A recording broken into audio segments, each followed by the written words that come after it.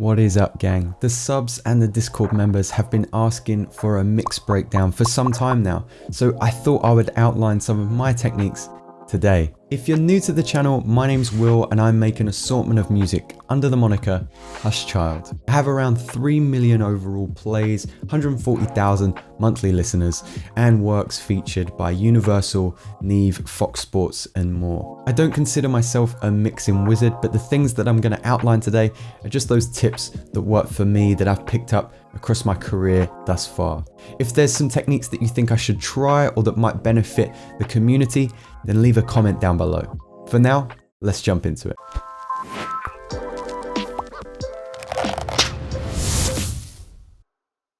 Okay, so here's an example of the roadmap that we're trying for in today's episode. We've got examples A, B, and C. A is the same track that we looked at in the last episode. And if you haven't watched that episode, it may be worth pausing the video, going back, checking it out, and then watching this one so you can see all the tiny mixing techniques that were done in building this track. Because ultimately, carving out your mix as you're creating your track is also going to benefit you in the mixing and mastering stage. Now with track A, we have an example of that song that we made, but with the tracks just stacked on top of each other, all going to the master chain. Now in track B, we've used some bus routing techniques to make sure that all the instruments are grouped as families and then routed to their respective chains to be processed further before being sent to a pre-master and then the master track. And then finally track C, we've made sure that we have the right type of plugins on the master track to ensure that we have a nice dynamic range that is, you know, as comfortably loud as we can get it. Okay, so here's track A.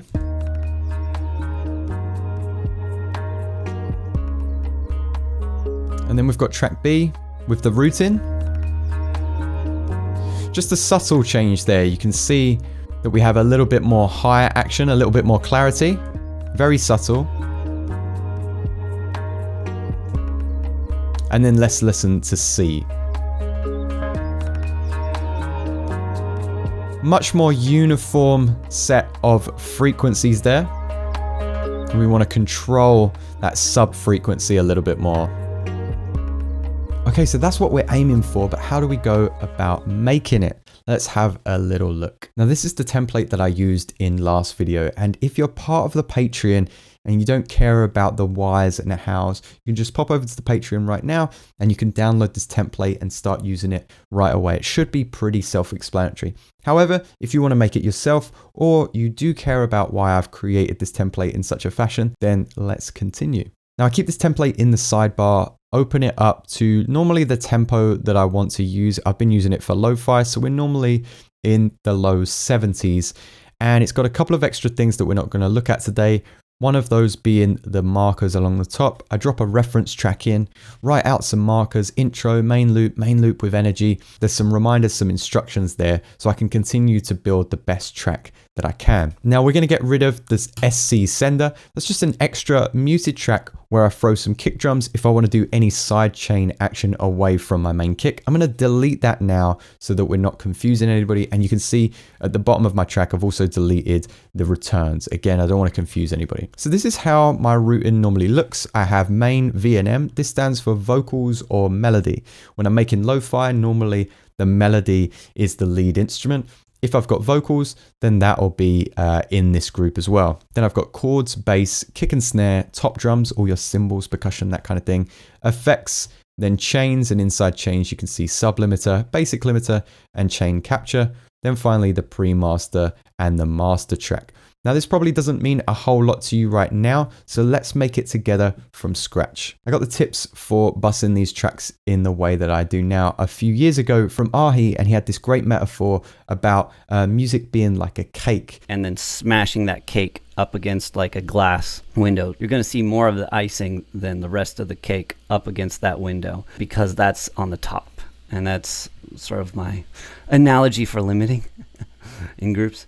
Now, the idea is that we don't want all of these groups to go directly to the master. And the reason why that is that it forces the limiter or any effects that you have on the master to do all the work. And this setting it up like this sort of helps distribute the limiter load over various different limiters, as you'll see when we start applying effects into these different groups. And it also allows like certain elements of your song to be layered, essentially. So bussing the instruments like we are, we should be able to have a little bit more control over the clarity of our mix. So the first thing that you're going to want to do is create 6 audio tracks. So I'm going to go Command T 6 times. Now don't worry too much about this go to effects rack. I'm going to delete that off. That's something that I have on my track by default. If you've watched my videos before, you'll know why. It just kind of speeds up my workflow process a little bit more. So with each of those audio tracks, we're then going to group them, and let's name them real quick as well. Awesome. Now that they're named, I'm going to throw a couple of extra audio tracks on the bottom, 3 to be precise, and I'm going to group these 3 tracks. This is going to be called chains. And then underneath, I'm going to name these subchain, basic chain, and chain capture. And then finally, I'm going to have one last audio track that we don't need to put into a group, and that's going to be called my pre-master. And of course, inside these groups, it's going to look a little bit different for everybody. With my kick and snare group, I normally have 2 audio tracks, one for my kick, so we'll call this kick, and one for my snare. So now what we'll want to do is set up the routing for these tracks. So go ahead and expand all of these groups. Now, if we're using Ahi's metaphor of music, you're going to want your vocals to be the icing on that cake. You want them to be the loudest thing in the mix. So we're actually going to keep main, whether it be our lead melody or our vocals, going straight to the master track. However, before we go on to chords, we're actually just going to choose the EQ8, and we're going to roll off some of the first frequencies to about 100, because not often are we going to have all of those rumbly low subs in our melody. Then onto chords, we're also going to grab an EQ8, and we're going to roll those first frequencies off to about 70, but just not as harsh. Now with the bass, I'm actually going to apply a utility and set this to mono, and I often throw a limiter. When I work on my own project, I'll often use the FabFilter limiter and some external plugins, so do please experiment. And I'm going to send this to the subchain. With kick and snare, I don't actually need to apply an effects, but with the kick, I'm going to throw a limiter normally and a utility, and I'm just going to make the bass mono. So we don't actually select that mono tab here, we just select bass mono. We're going to send kick and snare to pre-master because normally I'm going to have them quite loud in my mix. With my tops, I'm going to send these to the basic chain. And I'm also going to high pass some of those lows to about 140, but this will change. Depends what kind of percussion that you have in there. And then the effects, these are going to go out to the pre-master as well. And I'm just going to put a limiter on my effects group as well, although we probably won't need it. Okay, now we're down to our chains. I'm going to put a limiter on my subchain, and this one's going to be minus 0.50 and an EQ, which is going to roll off the first 100 hertz. The final chain group is just going to have a limiter as default, and the pre-master is going to have, you guessed it, a limiter on it as well. Okay, with all of the chains, you can set them to in. And with the top 2 chains here, subchain and basic chain, you can send these to the chain capture. From chain capture, you can send this to the pre-master. And with the pre-master, you can of course send this to the master track. So essentially, this is the routing method that I use when I'm creating my tracks. It allows your master limiter to be less strained throughout the mixing process and allows you to have a little bit more control over these groups. So you should get a little bit more clarity. It also doesn't hurt to experiment with these routing chains and create a few different templates, ones that might benefit more heavy bass music, things like deep house, dubstep, and the like. You might want a couple of different sub bass chains just to again divert the energy from all of that kind of sub frequency. When I'm using my own routing template, something that can benefit you as well is just turning some of these groups down.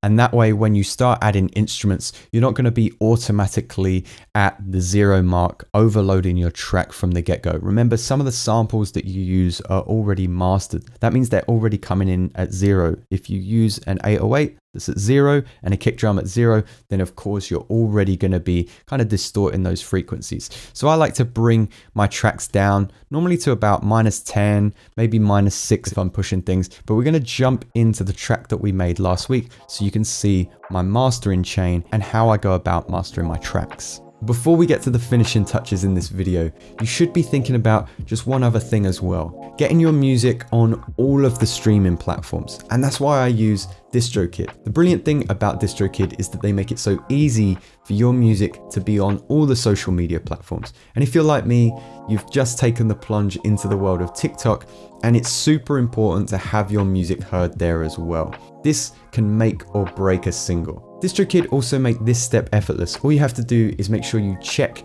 the TikTok box when you upload your track.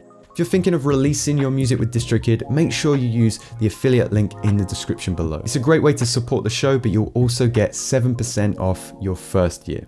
Now, without any more interruptions, let's get back to it. Okay, so we're back to the track that I composed for you guys last week. And at this point, I want to note that I do use 2 external plugins, but they're absolutely free.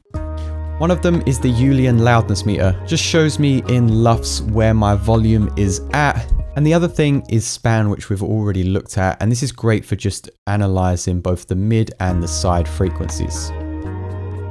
First thing that I'm going to apply on my master track is a limiter. I'm doing this with all stock plugins, so please guys do experiment. I'm going to set my ceiling height to -1. I'm going to set my look ahead to 6 milliseconds. We'll keep it on auto for now. And I'm going to start to adjust my gain until I hear some distortion. And then I'm going to pull back my gain, maybe just 1 decibel.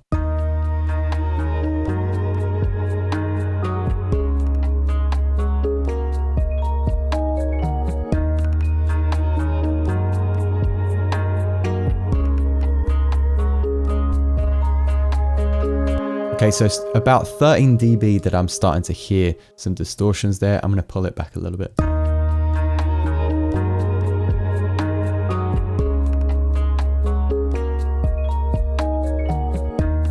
You know what? And I'll pull it back to about 10.5 dB, I think, because I think it was distorting just a little bit before that point. Okay, from here, what I'm going to do is add a utility. This is going to be a great way to check the mono and the mid side. So with the first utility, we'll just set it to mono.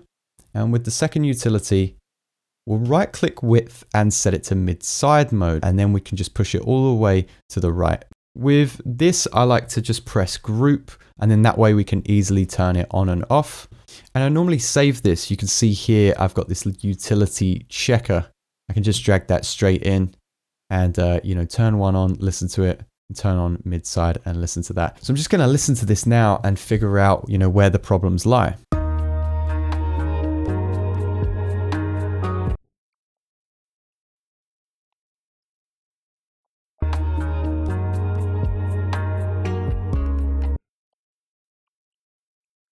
So there's definitely some warbling going on in the lower regions, and that bass is dominating the mix. So that's going to be something that we check back on constantly. The first thing that we're going to do is EQ. So I drop this EQ in here and we're going to set it to mid side mode. That way we can just create some more space in our mix. And this utility checker is going to be a lifesaver in helping us check these frequencies out.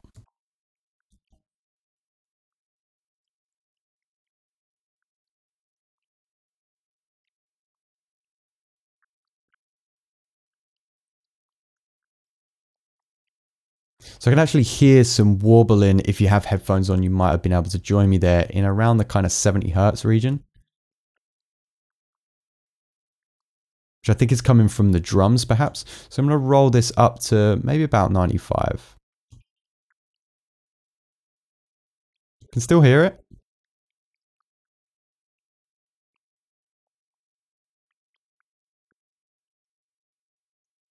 It's about 116 Hertz there.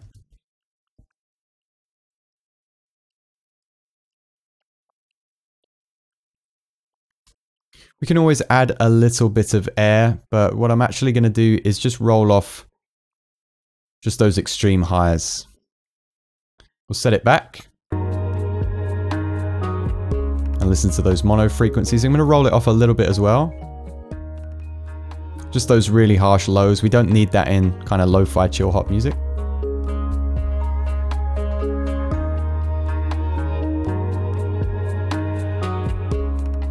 can add a little bit of excitement around 2K. I'm just going to set that to a notch instead. Cool. We can also sweep the frequency and listen to those notes that perhaps we don't want in the mix.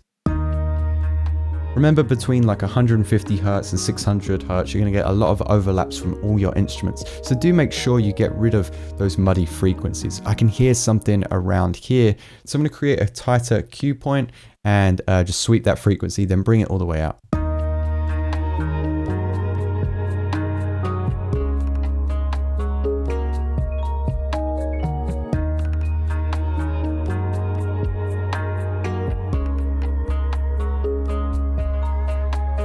I'm liking the sound of that, so we're going to move on. We're going to grab the glue compressor. I've included this little tip in a previous episode, but if you haven't seen it, do check out my 10 tips for Ableton video I put out a couple of weeks ago. It includes things like putting the compressor into oversampling mode, the bandpass trick, all of these kind of things that might benefit you.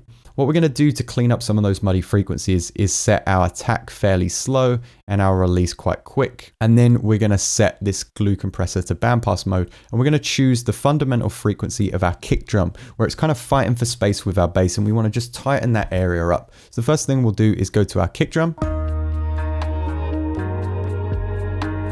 We want to find our fundamental frequency, which is like about 43 kilohertz. So we're going to set this to about 43 with, again, quite a tight cue point. Then we can slowly bring the threshold down, and we don't want this little needle to be jumping above 5. But what we should hear is that the low end in our track just kind of tightens up a little bit.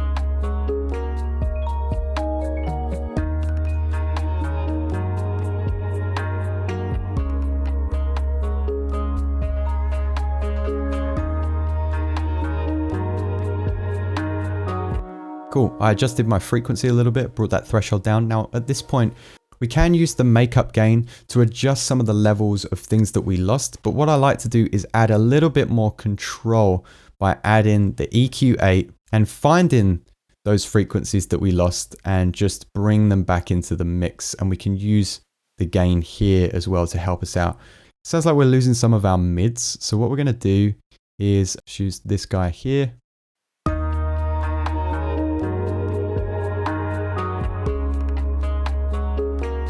Put a bit of air back into our mix and adjust the gain.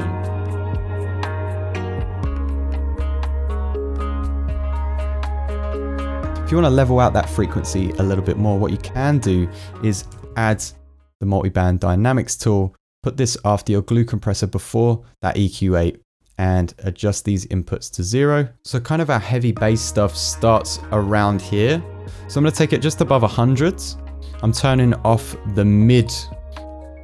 And I'm just cleaning up the mix with the output on this side here.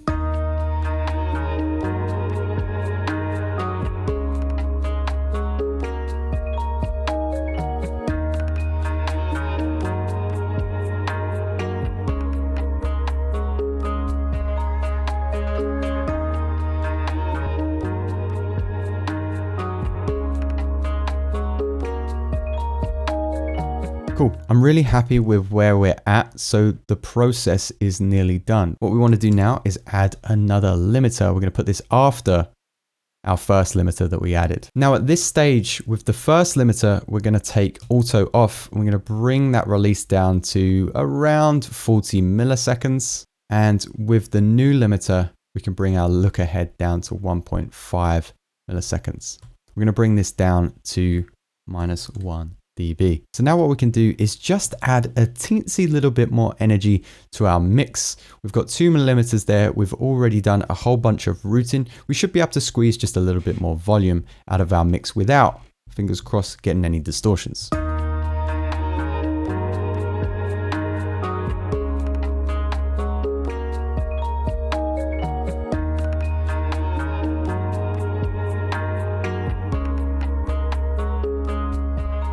Let's listen to our track again before and after this very quick mix.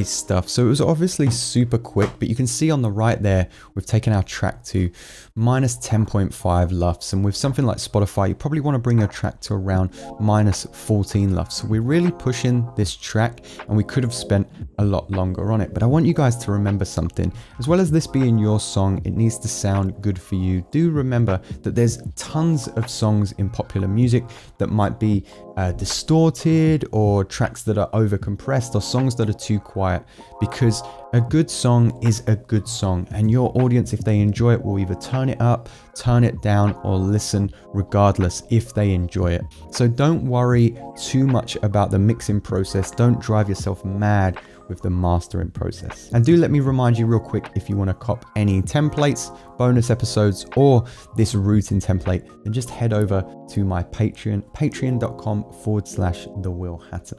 So there we have it, guys. What did you think of today's episode? What do you want to see in future? Is there any techniques that I missed, or anything that you think the community might benefit from? I pulled a lot of the techniques that you guys saw today from these creators below across the years. So do make sure you check out their channels as well, because they certainly do know their stuff. As always, guys, I thank you so much for stopping by. If it was helpful, consider subscribing for future videos or giving the video a like, and I'll see you next time.